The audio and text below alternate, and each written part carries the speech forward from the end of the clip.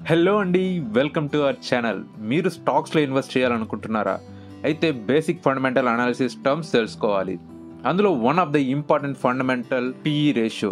అసలు PE ratio అంటే ఏంటి? పిఈ రేషియో అంటే price to earning ratio. Company stock price and earnings per షేర్ని కంపేర్ చేసే ఒక ఫైనాన్షియల్ మెట్రిక్ ఇది.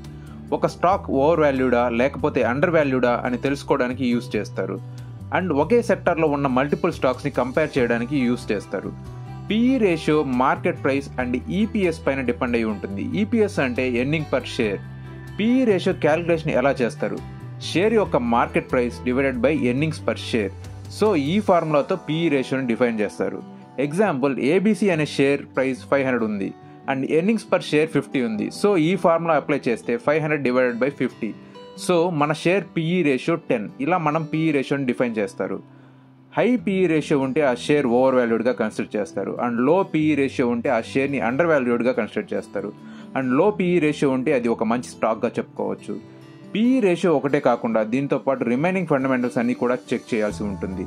మీలో ఎంతమందికి పిఈ రేషియో అంటే తెలుసో కామెంట్లో మెన్షన్ చేసేయండి. If you like content, please like, share and subscribe. Thank you.